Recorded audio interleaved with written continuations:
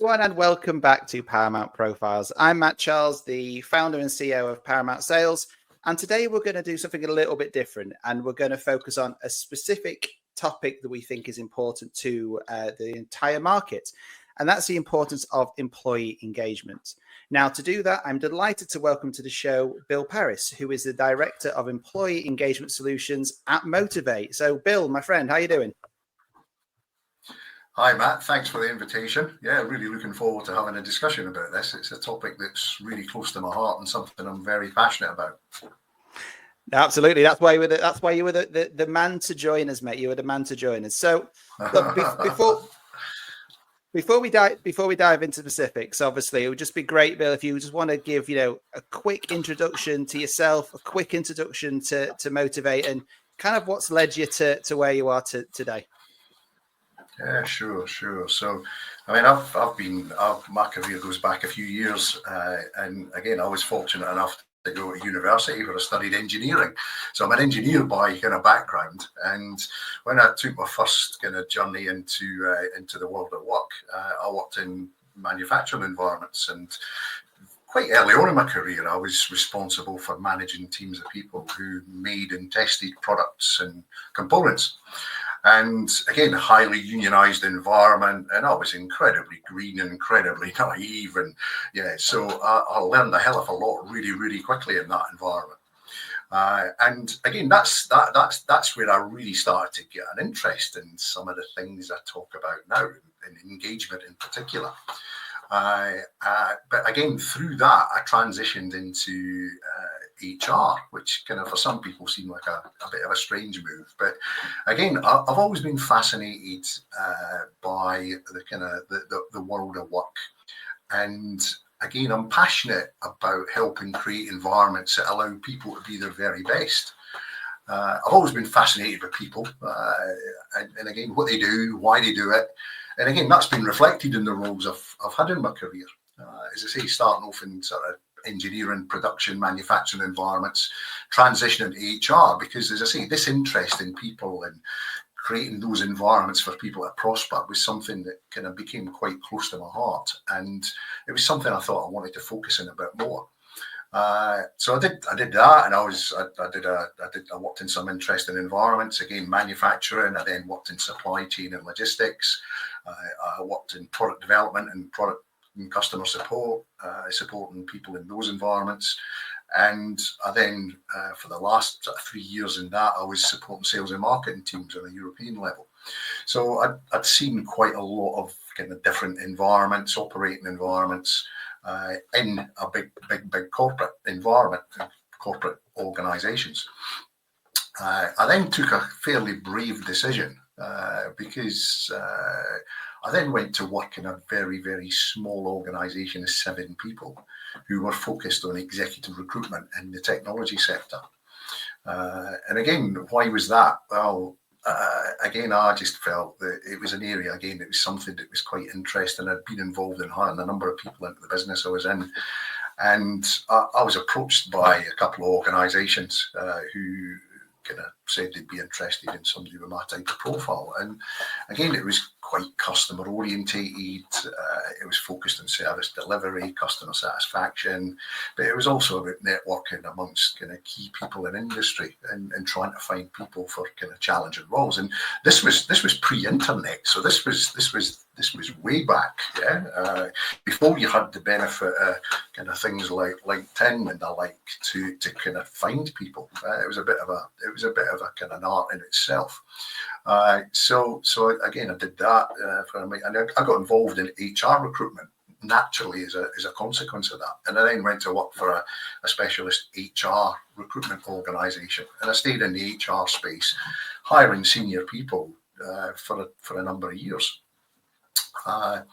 When I was in a business that I was perfectly happy in, and the CEO of Motivait, Anthony Jones, who I'd worked with back in my HR days, we were colleagues. He then became a client when he was chief executive of a software and services business. And we were talking in general. He had just left that organisation and he was thinking about setting up a business. And he said to me, "What do you know about engagement?" So we had a chat. A couple of years later, I joined the business when it was started. So for me, it was something that was quite interesting in as much that. So I started my life in the big corporate world. I then moved into a smaller, established kind of business. So I'd been in a smaller environment, but I'd never ever been in something that was so early in its evolution. And that was part of the attraction of looking to join Motivait. Yeah? And so that's how I came to join Motivait in 2016. Yeah? So nearly 9 years ago. The attraction for Motivait was, as I say, the whole kind of engagement topic. Yeah. Now, what do Motivait do? Well, we create digital solutions to engage people. Yeah, and that's applicable across a range of different environments. My particular focus is employee engagement in the workplace, but we also focus on customer engagement and loyalty, which I know is a subject that's pretty close to your heart in particular, Matt, for some of your previous experience. Again, education, learning and development, again, is another area that is a focal point for us. And another major kind of focus is kind of community engagement. Now, they're all quite different, but ultimately, they've all got similar challenges in that they all want to engage people, to encourage people to want to do something. And I'll put the emphasis on want to do something, yeah? Mm-hmm. You want people to have the desire to want to do it rather than feel they have to do it, yeah?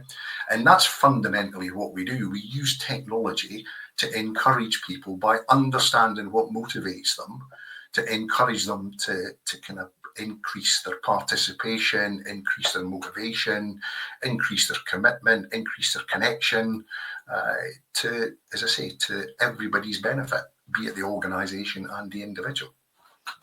No, absolutely. And I think that when you talk to people about customer engagement, a lot of people think, it's fairly straightforward. You're trying to engage your customers and trying to incentivize them to spend more. Whether it's increase their basket spend, increase how often they come, etc., etc.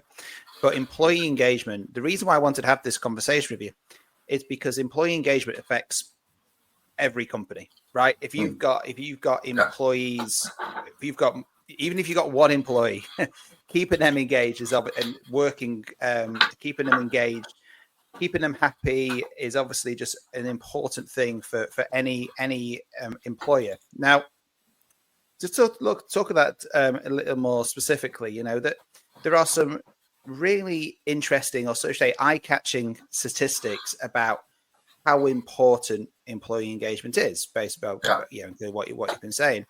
And it seems increasingly important now that, maybe employee engagement was almost like a HR initiative or a HR buzzword, if you will, but it's certainly becoming more obvious that it's now sort of it's almost like a business imperative, isn't it? So, where do you obviously you'll sit on it being important, but how crucial do you reckon it is to companies these days? Yeah, I think one of the challenges that organisations have had with employee engagement, it kind of talks about feelings and behaviours, and they're all kind of touchy, feely things, yeah, and they're difficult for finance directors and CEOs to get their head around, because sometimes it's hard to measure the real kind of business impact, yeah. And if you look at some of the statistics that have been created over the last couple of years, Gallup in particular, they did a survey in 2024 that states that it's about $9 trillion of lost kind of income to the global economy through employees at work being disengaged. $9 trillion. I mean, that is phenomenal, I think. Yeah, there are less than 1 in 4 people engaged at work, yeah, as per the Gallup report. And as I say, I just find that quite staggering. Yeah, and I think if you're looking in today's world where businesses are looking to increase their performance and, as I say, under pressure to increase productivity, this employee engagement area has got huge potential to impact that. Absolutely huge potential. Oh no, absolutely. And I think the important thing as well is that, I've worked for companies, and I'm sure you have as well, Mm. where engaged employees might just be measured by, you know, how happy they are, customer Yeah, employee satisfaction, or if they're yeah, not satisfied, you want to keep them. All right, we can just pay them more money. But yeah. it goes beyond. It goes Pure employee engagement goes so Yeah. far beyond how much money you earn, or So I mean, in terms of, but it's something that's really, really hard to measure. I mean, Mm, mm. in the past, what kind of areas have you looked at specifically that could help not measure employee engagement? Some of the key factors around it.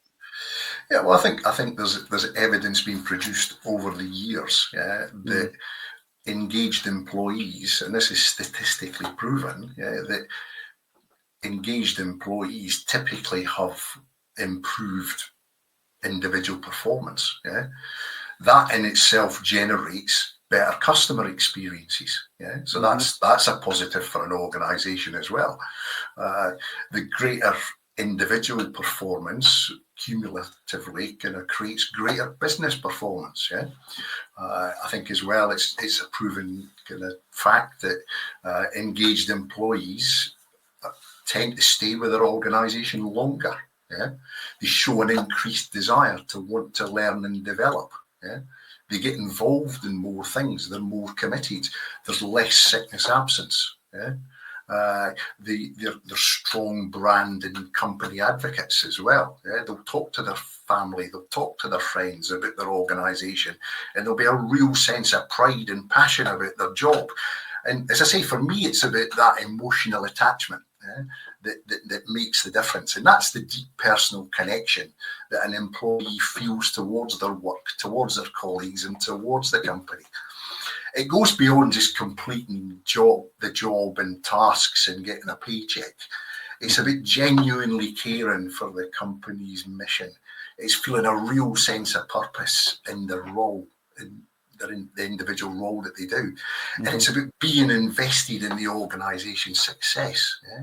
And when employees have that strong emotional attachment, they're more likely to generate those benefits I've just mentioned. Mm-hmm. No, absolutely. I remember one of the first times we talked about as well in terms of I think I make the error of talking about happy customers in front Yeah, of you, and it's not about happy customers. It's no. about engaged customers, isn't it? Yeah. And again, I think engagement is it's about sustaining the positive aspects of it, yeah, over a period of time, yeah. And it's like you mentioned earlier about, oh well, somebody's threatened to leave. What do? We give them a pay rise, yeah. Or Mm-hmm. that's usually an outcome that happens in a lot of instances. What happens, yeah? 6, 9 months, 12 months later, they've not really addressed the issue. Yeah? The issue's not been addressed as to why they were dissatisfied at work. So the increased salary or whatever it is it'll have a little bit of a desired effect, but long term it's not going to do that. And if you want to kind of sustain engagement over a period of time, you've got to really look at the kind of intrinsic motivators of people, yeah, and Mm-hmm. why they do certain things. And that's what will make the difference. If you can focus on those aspects, yeah. If you think about things like we're social animals, people like to connect, they like to be heard, they like to be listened to, yeah. They like to give their point of view, yeah. That's important for people. People like a degree of control over what they do as well. Yeah, I think the days of command and control and everything being kind of done in a specific order, people get pretty fed up with that. Yeah? Mm-hmm. And again, they like some kind of control. There's lots of examples I can talk about, things that happened in manufacturing years ago around some of that stuff. People also like to improve and feel they're getting better. Yeah. Yeah, So absolutely. developing their skills, yeah, because that can Mm-hmm. unlock kind of potential opportunities for further development. So that ability to kind of learn new skills or try working on different projects or gaining different experiences is fundamental. And I think the other one is about that sense of purpose. Yeah, how can people see how their role is impacting the organisation's goals and objectives? Yeah, and is there a connection there? Yeah, I mean, I use this a lot, and I get kind of told off for using it, but I just think it's such a powerful kind of example, and it goes back 60 years, and it was when President Kennedy was walking around NASA, and he was getting introduced to people, and he was asking people, what do they do? And he asked this one individual, he said, what do you do? And he said, oh, I'm helping put a man on the moon. Yeah? And he was a janitor. He cleaned the toilets. Yeah? But his mission, his purpose, yeah, was to help put a man on the moon. I think that's superb. Yeah? Oh, no, absolutely. It's a really good example of everybody pulling in the same direction to reach the same objective, regardless of what you are. Now, as obviously in my career, I've predominantly been in sales, right? And I think in sales, it can be quite obvious in terms of what you have individually contributed to that company, because you've got it in your sales quota, you've got it in your sales number. Yeah. But it's other people within the organization who might not have that revenue number against them. Right? Yeah, because everyone needs to be pulling in, because sales, for example, could not happen without the right product. And if the product is broken, they cannot achieve sales or keep business without this customer service or development team or whatever it is. So everyone has to be pulling, in the right direction to achieve that common aim. And if you don't feel that, if you're working in a position where you are, you're not engaged and you're purely motivated, you're only there for the paycheck, that's not an engaged employee. And I've seen it, you'll have seen it. Lots of people who have left the business because they're going to get paid more elsewhere. I've seen a lot of people then go back because they think the money is be all and end all. Yeah, but let's not get away from the fact in the current economic world we're living in particular. I mean, the paycheck's important for a lot of people. Absolutely. So it can't be ignored at all. And as I say, particularly at the sort of lower end of the pay scales, where if you're in, if you think, I don't know, not picking on any industries for any specific reason, but if you take something like maybe hospitality or retail, where there's a relatively high turnover of staff. And again, I hear stories about people who move to the restaurant 2 doors down because they're paying 50p an hour more. Yeah? And as you say, it's gonna be effective for a short while, but it's not sustainable over a longer period of time.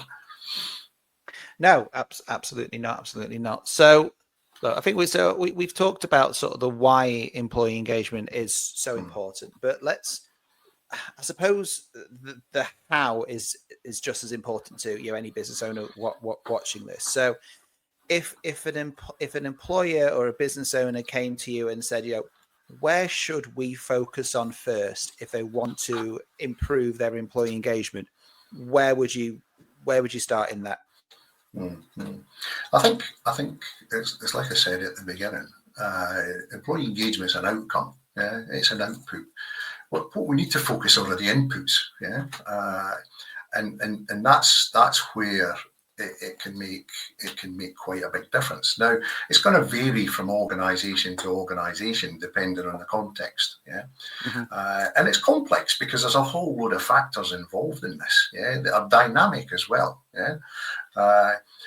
If you think about one example that springs to mind, and has always been the case, is that you hear a lot of people who leave an organisation or leave their role is because they're dissatisfied with their manager. Yeah, not in every case, far from it, but it's a big factor in a lot of people deciding to move on. Yeah, and I think in today's world, the management role is becoming more and more complicated. Yeah, because expectations of employees are higher and getting higher by the kind of month, either be it from an economic perspective or from a working conditions perspective. We've got kind of remote working, hybrid working in the office post-COVID, and we've seen the impact that's had. We've got the younger generations coming through who again are motivated and driven in slightly different ways for the kind of the baby boomers and the Gen X's. Yeah, so you've probably got 5 kind of generations within the workplace potentially, because people are working longer as well. Yeah? So I think the role of the manager is really key in a lot of this. And we've always developed managers. We've tried to develop managers, but I think the pressures on managers now are are much broader and deeper and harder than they probably have been for a number of years. Yeah, and if anything, that's probably only going to get worse. Yeah, and so how do you prepare? How do you prepare managers for that? Yeah, you've got to develop them and continue to develop them. But again, I think that's an ongoing journey. That's not just something that starts and finishes. Oh, you've been on a training course, you're now a manager off you. Yeah, of course we learn by kind of doing things, and we learn from making mistakes. We've all been there. I've certainly done that in my time. But I think the whole kind of the managers are a fundamental part of engagement. Yeah, because again, they need to focus their people and give them scope, treat them as individuals, stretch them, make them feel valued, make them feel supported, so they can prosper and they can make the most of what they've got in their skill set and reach their potential. No, absolutely, and I think so. Yeah, it's obviously clearly not just the employers and the business itself. It's everyone with line management responsibility holds a key focus on, and that goes right up to the senior leadership. Yeah, absolutely. I mean, again, I think you've got to lead by example. Yeah, and that example has to kind of start at the top. And that's got to set the parameters for that. Yeah, I mean, again, it's about the vision and that kind of strong strategic narrative as I talk about the organisation, where it's come from, where it's going. Yeah, and that's the bit that can get people kind of think, oh, I want to be part of that. That's really exciting. Yeah, but at the same time, you can't. I mean, how many times have we walked around an office and we've seen a poster on the wall with a set of values, yeah, and you can just see for the behaviours that the values aren't really being lived. So those values have to be acted out day to day, yeah, in everyday behaviours, because if not, it's just words on a wall and it's valueless, yeah. Well, absolutely. So I move on because I was reading before you and the team at Motivait have penned a really interesting white paper on the importance of employee engagement, and I implore anyone who's watching this to download a copy of that white paper because it's incredibly well. It's a good read. It's a good read. Yeah.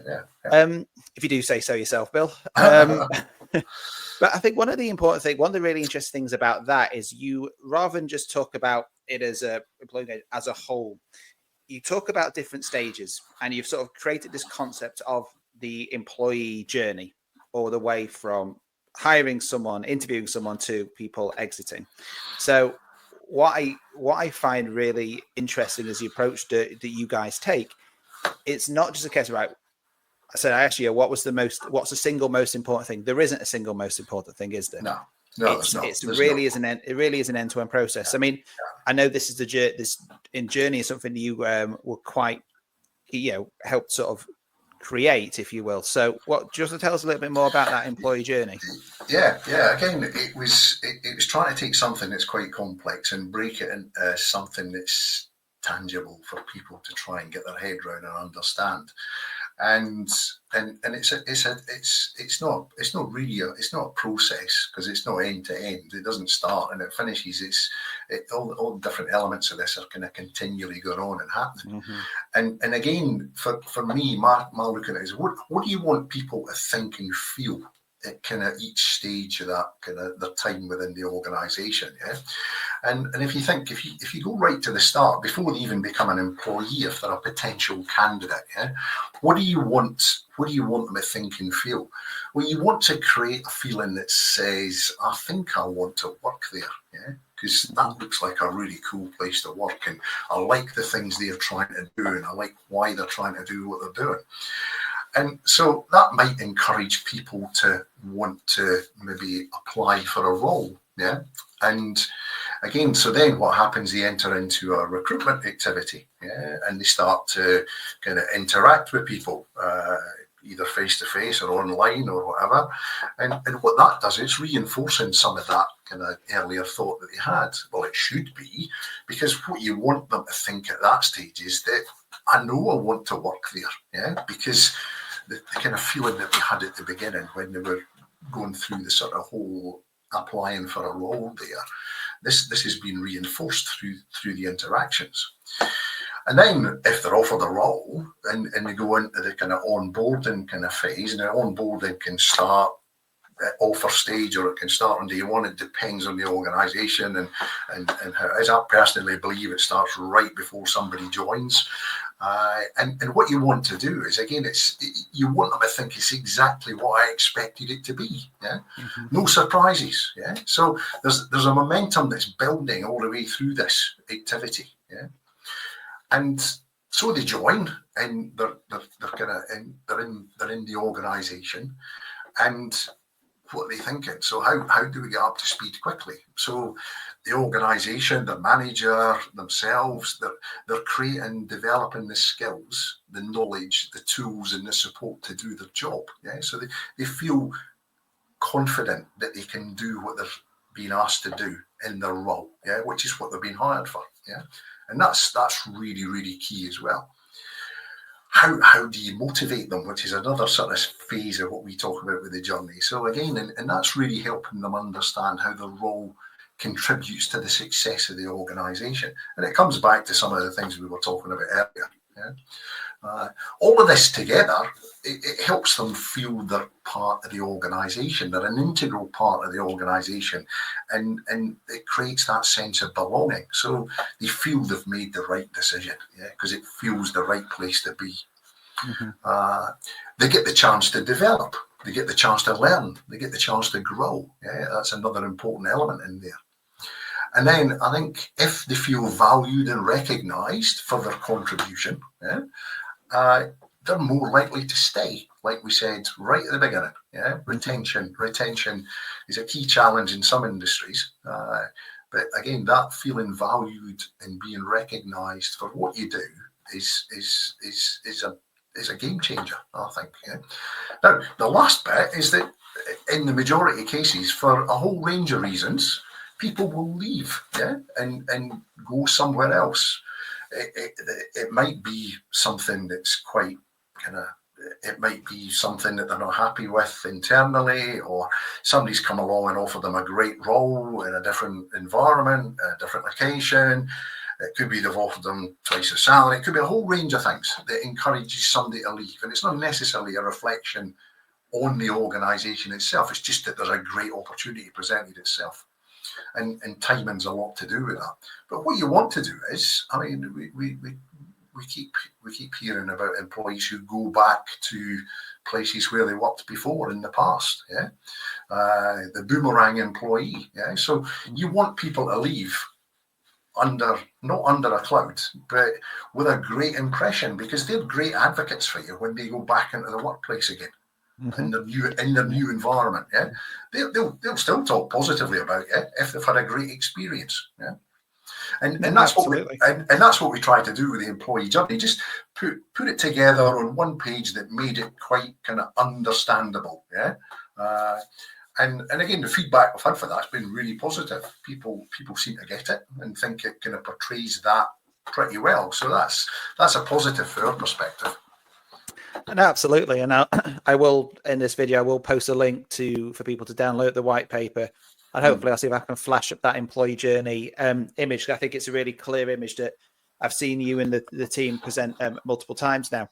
Yeah, and I think it's what I think is really fascinating. This is what I really like about what you do at Motivait from an employee engagement side, is that you take this challenge and you turn it into and you use a digital process to do that, because there are certain companies out there who finding ways to engage their employees is tough. That's because it's whether it's casual working, remote working, and that could be remote office working, or it could be travel companies, bus companies, train companies, where you've got people all over the country who don't go and do a central hub.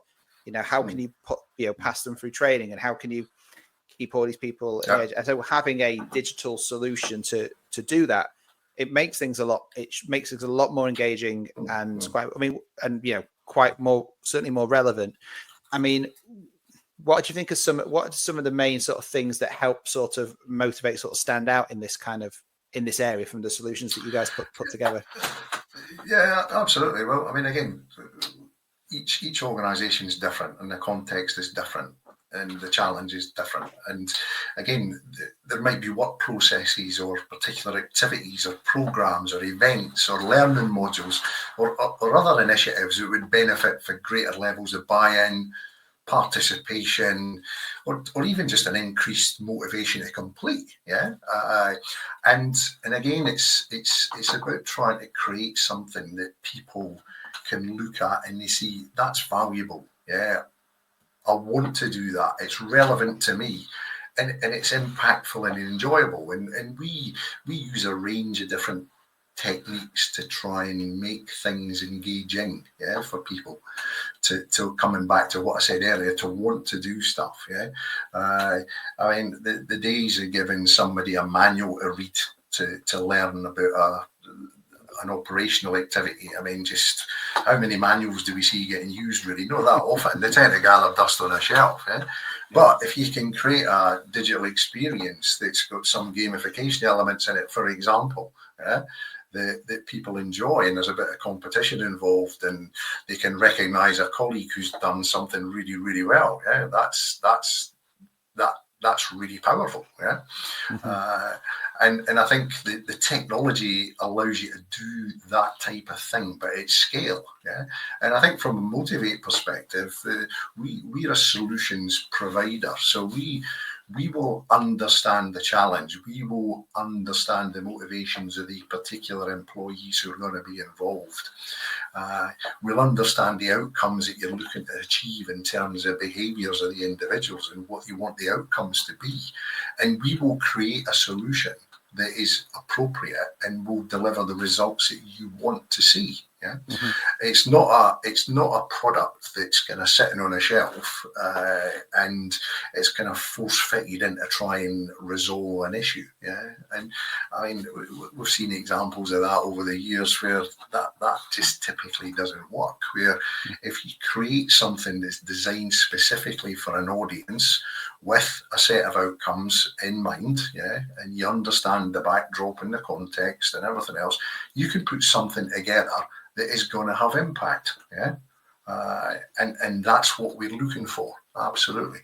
And I think that's really important. Now, I think this consultative sort of tailored approach now it's sort of so important. I think it really helps companies stand out. If you can, I mean, we talk about personalization, certainly from a marketing context and that kind of stuff. But if you can tailor a solution around a client or a partner's needs, rather than shoehorning, because the one thing, right, that we can talk about, especially in employee engagement, is there is no silver bullet, right? There is not one solution that's going to work for every industry or even every company inside a same industry. So we're all individuals. We're all wired differently. Our motivations change. And again, you've got to try and sort of maximize or optimize that potential to create something that's appropriate for that audience. And that's why, as an organisation, we spend a lot of time at the front end trying to understand the motivations of people. So again, a bedrock of what we do is built on a kind of solid foundation, a kind of motivational theory and psychology. But using technology to deliver the kind of value. Absolutely. So it's not necessarily removing everything that's there already. It might well be complementing what's there, and just making it better. Absolutely. Well, let's move on. I want to bring the conversation back to your good self, Bill. And you talk about motivating people. Now, you talked at the beginning about your career, how you went from obviously engineering into HR, recruitment, and obviously now you found yourself at Motivait in a let's say in a role that was something that was maybe sort of unfamiliar with. Obviously, Paramount Sales, we are a sales consultancy company. So I want to talk to you about how have you found it, or what sort of motivated you to sort of stand at the other end of the negotiating table? Obviously, because now, rather than working in HR, you're consulting and working with HR professionals on employee engagement from a solution side of things. So how have you found that transition? I think it's been fascinating, Matt, if I'm honest. As I say, I spent several years working with HR professionals in the recruitment world. And it's an interesting dynamic because you would engage with people because they were potential candidates. You would engage with people because they were potential clients. On the odd occasion, they were both at the same time, which made for an interesting backdrop.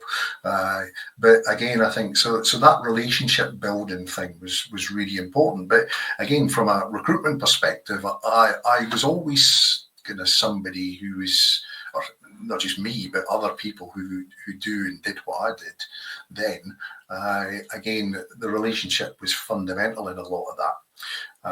And I think from an HR professional's perspective, people like me were useful to know, because they never knew when they might need some help to find their next role, and building relationships in that environment, and I built up quite a big network of people that I would talk to on a regular basis, not just about talking to them about presenting kind of new opportunities to them, but it was just keeping up to speed with where they were and their thinking about their career and everything else. So if something did kind of come to the fore that might have been an interesting kind of potential opportunity, you could probably think of a few people straight away. You thought, oh, I'll talk to them about this because they might be interested.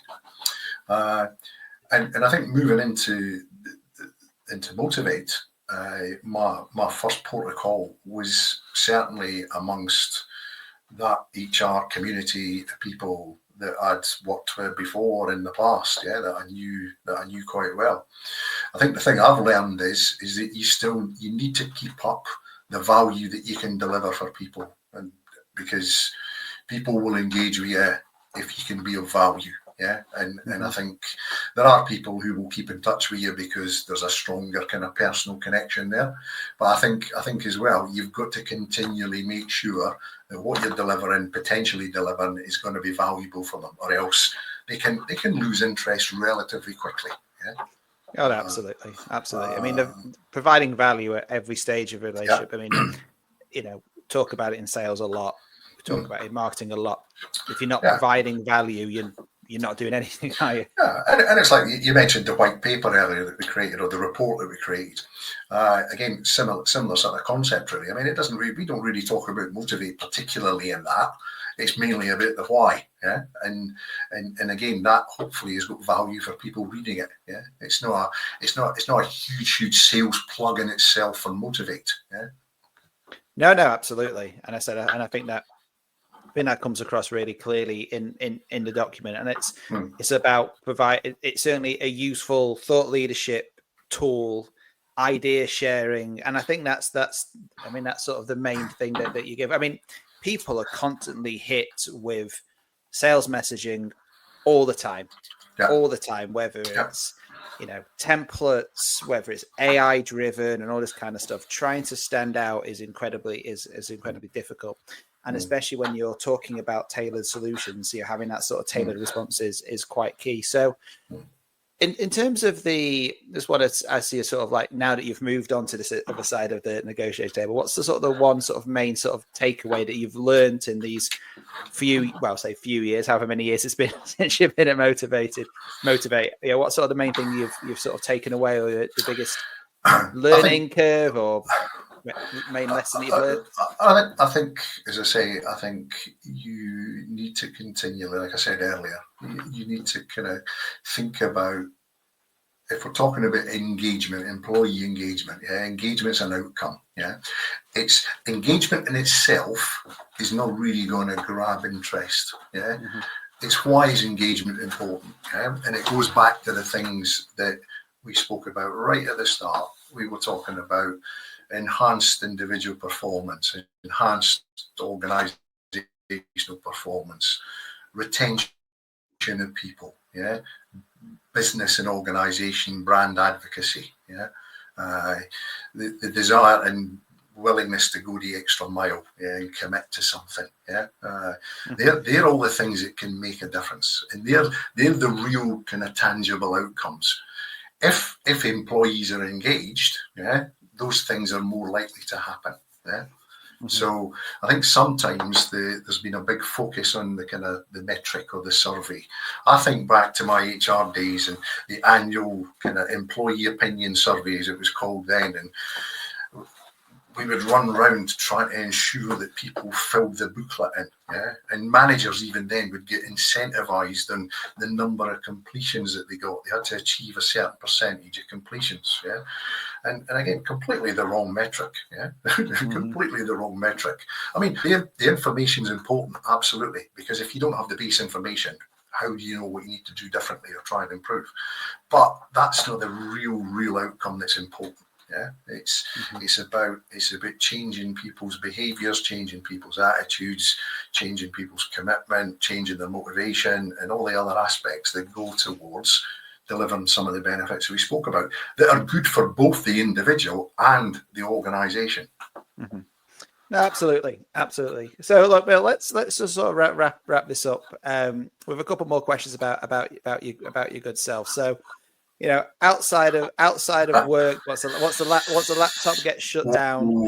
What does downtime Bill look like? What is downtime? Yeah, well, again, I think, I mean, I've since I was very young, I've been big into sport, for all my life, pretty much. Not so much actively now, but back in the day, I was a kind of football was my game. I played football at a reasonable standard. I was a goalkeeper. If you saw my fingers, you could probably see that because they're kind of in a bit of a mess. But anyway, and I played football for a number of years. I've still got a bit of a passion for it, although I think some of the rules and kind of regulations around it now are kind of taken away for the game. Don't get me started on VAR, please. But again, I grew up watching my local team, which was Falkirk Football Club, and I've seen Falkirk go through kind of bad times and kind of even worse times and occasionally good times. Not that often, and that's my team. Again, people think, why do you support them? Because it's my team, and I've got some great memories. And as I say, it comes back to what we were talking about earlier: emotional connection. I've got emotional connection with my football team, and that's important. So regardless of what happened, I'd still be shouting the lads on, every week, absolutely. And again, as a Sheffield Wednesday fan, people ask me, why do you support them? But and we've both got an emotional connection to Chris Waddle as well. There's that's true. That's true. There's a commonality there, isn't it? Even though he only played, I think, 4 games for Falkirk, but never mind. They all count. He's remembered. He's remembered for that. So that's one. I'm as I say, I play a bit of golf still, but not a great deal. But I'm hoping to get back into that a bit more now. But again, I just love sport, and I'm a big music fan as well. And anything with guitars in it is my bag, really. And again, much to the kind of disgust of the kind of members of my family and my household, if I get some of my music on the hi-fi, I need to make sure that there's nobody around because it's not really their cup of tea, some of the stuff I listen to. They're probably my two interests. I mean, I like lots of things. I've got quite a diverse set of interests. I'm quite sociable as well. I mean, I've got a lot of friends, a lot of people that I interact with. I get involved with a number of things around. And I've got a nice family, and that's the bedrock of everything, really. Absolutely. And I think that's a perfect place to end. So, Bill, it's been an absolute pleasure having you on. It's been great to talk to you about this again. Thanks, insights Matt. On this. And see you soon. And for everybody, thanks for watching this episode of Paramount Profiles. Thanks, Matt. Appreciate it. Cheers. Anytime.